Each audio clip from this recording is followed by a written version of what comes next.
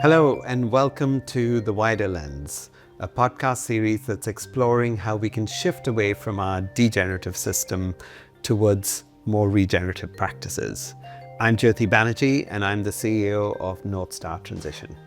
And I'm Jenny Scott, and I'm a founder partner at Appella Advisors.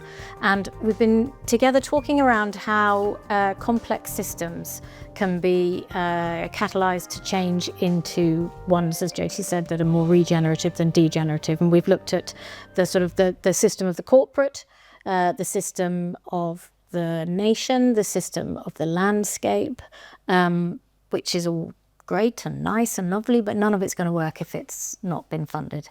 So I think this is probably the trickiest question of all, which is how to get the money flowing into those systems in order to fund the transitions that we all need to make. So that's what we're going to focus on this episode. And we should probably put a disclaimer at the top, which is we haven't got the answers. As always, with North Star, we're asking the right questions and we are listening to lots of different views about the answers, but there is no silver bullet that we're going to go, right, if we just did this, then it's all going to be solved. So we're just going to explore a few of those questions in this episode. So should we kick off with why there's a funding gap in the first place? Why we hear a lot of talk about it?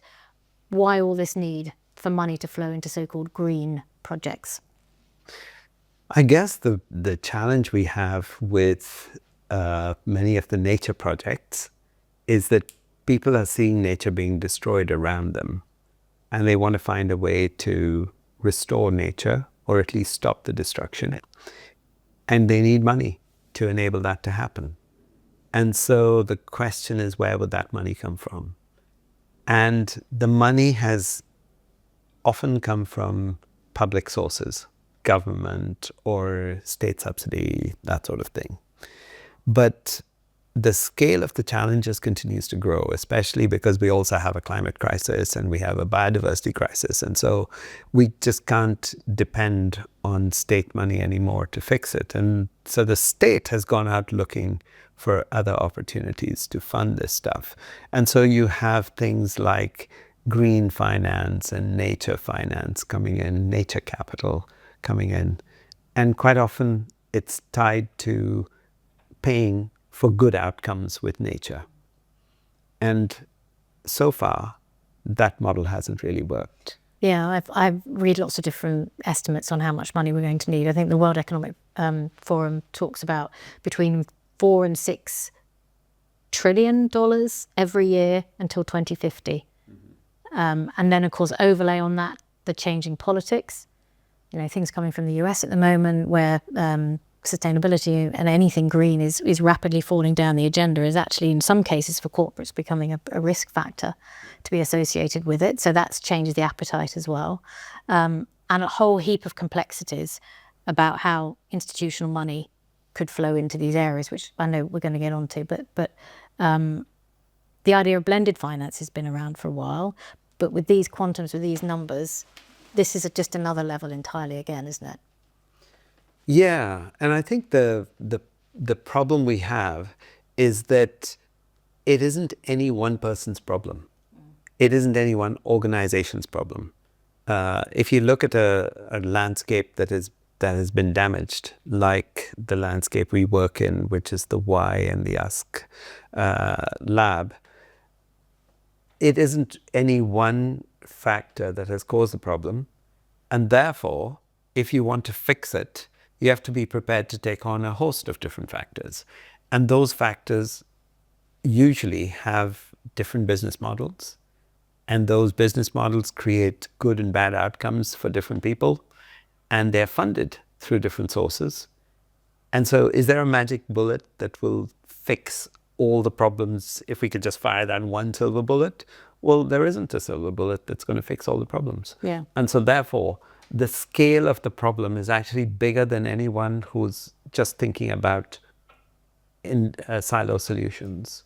Yeah, I remember doing some work for an asset manager a couple of years ago now, but recently enough so that sustainability was very much on the agenda.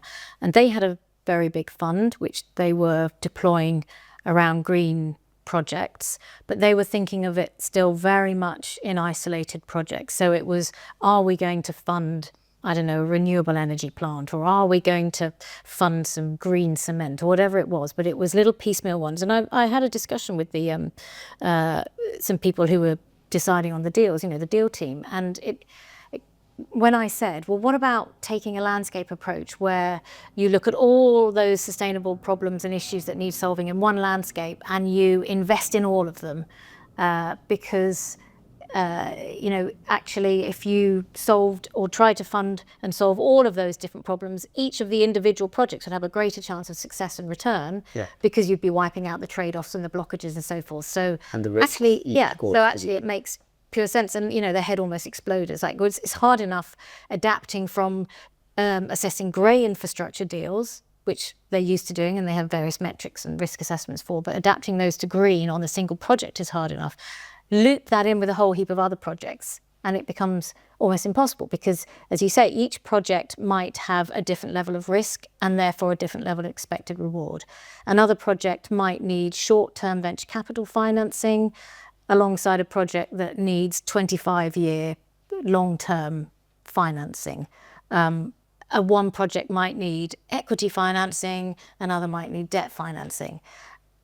Joining all of those up in a landscape or in a nation is hideously complicated. And I don't know what the answer is. I don't know how you translate and therefore are able to compare apples with apples with all of those different variable factors going on. So how does the North Star transition process, and I know we have discussions around a finance transition lab, how does that help? How does the methodology help untangle that problem? So the first thing that we have focused on is, are we trying to solve environmental problems and therefore we need money for environmental actions? Or do we have a different set of interventions that we are seeking? And I think that much of the nature capital, the green finance effort, has focused around nature and getting good outcomes with nature. And most of those outcomes have no cash reward. They can't be monetized unless you do some kind of artificial credit. Like biodiversity credit. Biodiversity credits or carbon credits or whatever. And that is a minority sport in finance. It's never going to attract the trillions in institutional investment. Correct. Yeah. So what do financial institutions want? They want to see actions that have very clear cash flows associated with them. They want to see actions that might even generate a return of some sort or the other. And they want to know what are the risks, who's bearing those risks, etc. And quite often when we talk about landscape transformation, we're only talking about green actions. And those green actions don't have the cash flows, they don't have the returns, and the risks are many.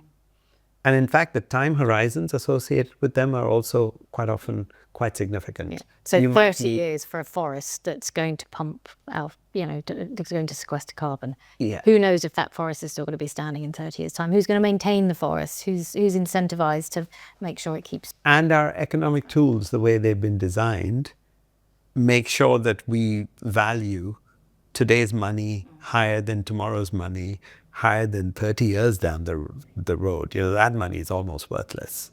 So we have a system that's already geared towards taking us away from funding these sorts of actions. I think it's much more interesting to ask the question, what is the business model that's causing the damage to the environment? And can you change the business model? Rather than asking, can we get a particular outcome with nature?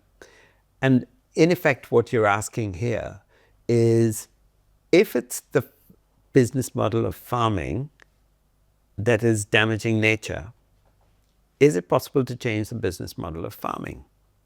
Don't ask the question about what outcomes do we need from nature. Because if we were able to change farming away from damaging practices, which is what we have today. We have a farming model where you need high-yielding seed because that's what produces the most output, and we value output over everything else. That high-yielding seed needs a cocktail of chemicals and fertilizers and pesticides to make sure that plant is the only thing that succeeds and all other life forms are killed off. And it needs more water than other forms of seed. And we need equipment to spread all this fertilizer and stuff around. And we need diesel to run the equipment. It's the most expensive farming model possible. And it's also completely ruining the land. So now the question is there another farming model that we could head towards? If it was that this great farming model that we have today was actually producing a wonderful return for the farmers, it'd be very difficult to persuade them to change. But the average earning of a Welsh farmer is minus £7,000. So actually, we've got a terrible farming model. Yeah, but it's generating a return for someone. To be clear, the model wouldn't still survive if it wasn't generating a return for somebody. So it might not be returning for farmers, but it's definitely returning for the big ag and the. Yes, and so big ag is in a different place from the farming community. Although big ag has made it that the interests of the farmers are the interests of big ag and vice versa. But actually, that's not the case today. So the interesting question we can ask is it possible to help farmers migrate towards a different operating model, an operating model that is actually profitable for them, and an operating model that is good for the environment? So we get the environment stuff, if you like, for free as part of the shift in operating practice. So just to challenge that, Yep. Is there a pragmatic question here? So it sounds like what you're saying or questioning is, don't we need to sort of rip up the system and start again, rather than, and there are different schools of thought on this, aren't there? There are some people who say, we're never going to change the system. If we wait for that, the best is the enemy of the good. We're going to be stuck in this forever and nothing is ever going to change. So let's just work within the parameters of what we've got. Let's adapt the current finance system that we have in order to facilitate piecemeal regenerative projects or green finance. And then there's the other end of the scale, which is more where you're coming from, which is the system itself doesn't work. What's the point in adapting finance in order to more or less maintain the status quo, but just make it a little bit less painful, and maybe gradually over time things might shift. But are you doing the kind of burn it to the ground and then reinvent it in a different way? What's interesting is, how did we get to this place in the first instance? Was it that large sums of finance were used to drive farmers into this particular farming model? Or was it that this is how they've always done farming? This isn't how they've done farming. This intensive, machine, industrialized mode of agriculture has probably been around for the last 50 years. And what drove it was farm subsidies that pushed farmers, incentivized farmers, sent economic signals to farmers to say, you want to make more money, this is the way you do it. But wasn't it also population growth, the need to feed more and more people, that led to the need for subsidies in order to intensify and get higher productivity from land, because there's so many people to feed? Of course. And it's also the post-World War, how are we going to feed people as we have less people on the land and all that kind of stuff. So there were good reasons for doing what we did, but economic practice helped shape the direction of travel. And I want to ask the question, can we use economic signaling again to help the individual farmers who responded to that early signaling and said, okay, fine, if there's another way of farming that's better for everybody and I get to participate in it and it works for me, I'll do it. Well, can we help them shift to a new way of farming, which actually draws on a lot of what they used to do, or at least their grandparents would have done, but in a modern way, using the best technologies we have today? But can we then get to a place where we're doing farming healthily for the farmer, for the soil, for the land, and also for the landscape in which all of these people are placed. So to try and again bring a sort of more pragmatic lens to it, if we want to catalyse finance right now, this $4 to $6 trillion that we need every single year, I mean, I'm sort of, it feels a bit trite to say how we're going to do that, because that's, if we knew how we were going to do that, we wouldn't be sitting here. We'd probably be going off and, making a lot of money doing it. But give me some hope here. How are we going to start the move to those new systems that in themselves become enough to generate a return, so that we don't always have to rely on blended finance with an element of philanthropic financing or public financing? Are we ever going to be able to get to the system where it's completely funded by private finance on its own merits? And I realise that involves things like stripping out the subsidies and stripping out the things that actually distort the market signals right now, that mean a certain way of doing things is made artificially profitable because of subsidies and so forth. Done in the name of food security and things like that. Well, let's make it concrete. In the Y&S Transition Lab, what we have worked out is we need north of £1 billion to carry out the transition for the landscape. And that is going to have to help the farms shift towards a profitable and resilient farming model. It's going to help, it's needed for creating a different kind of energy system, where energy is locally generated, it's locally owned, and is nearly free because it's built around renewable sources. It has a different environmental model because it is using the benefits of the kind of approach that we're talking about, where the practices of the farmers or the water company or whatever is not damaging the landscape, but is actually helping and supporting the landscape. It's exploring how health and sustainable transport can be implemented in a positive way in the landscape. So we need £1 billion. Is that a lot of money? Well, to put it in context, this is one corner of Wales and one corner of Western England. The entire farm subsidy for every single Welsh farmer per year amounts to £250 million. So we're talking about 4 times the amount that Welsh government puts out towards all Welsh farmers, and we need it for just one corner of the system, and we need 4 times the amount. So that money is not available. But is there money available to help farmers become more profitable? Well, around 3% of the farm community have already shifted towards regenerative practices, profitable farming practices through the shift in how they work. So if they can show that without help and support, it was worth doing, what if we could help shift the others?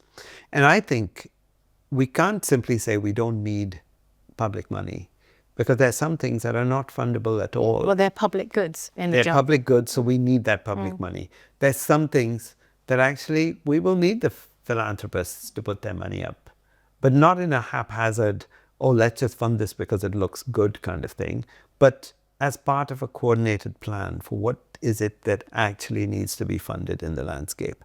And then we should also ask the question, what is it that the corporations that are benefiting from the way their supply chains work, what should they be doing in the landscape? And then let's ask the question, what else is needed to be done to fund the changes? And for example, corporate finance and institutional finance is prepared to put money in where there's a return. And there's potentially a return on things like renewable energy, because we know that there are commercial models around renewable energy. There are opportunities around road building and other kinds of infrastructure that we don't have in that landscape. And so why not use private money to fund the bits that can be funded, but keeping in mind that it's actually part of a bigger picture that we're looking for, where each bit helps the other reduce the costs to it. I remember a conversation I was having with Mike Haig, and Mike sadly passed away in April 2025. And we were due to meet, and just before we met, McDonald's ex. he was the ex-CEO at Mark McDonald, and just before we met, he sent me a note to say, if we could get the transition labs to work in an area, we would immediately lower the infrastructure spend in that area by 30%. Just because every bit of infrastructure is trying to protect itself against the failures of all the other bits of infrastructure. So if I'm building a road, I've got to make sure that I've protected it from the flooding that could happen, etc. So what if we made those savings as well and brought that into the same bundle? I think there is an opportunity to explore how private money, public money, philanthropic money, corporate supply chain money, and even citizens doing their bit together can get us through towards the kind of system that we want. I think we should leave it on that optimistic note. Thank you very much. So if you're interested in joining us and learning more about the work that we do with financial institutions, with farmers, people in landscapes on the ground, we'd love to hear more, and we'd love to get you to join in with the work that we're doing. Get in touch with us on LinkedIn. You can find us at North Star Transition, and you can also just send us an email. We're at info@northstartransition.org. I'm Jyoti Banerjee. Thank you for listening to us. And I'm Jenny Scott.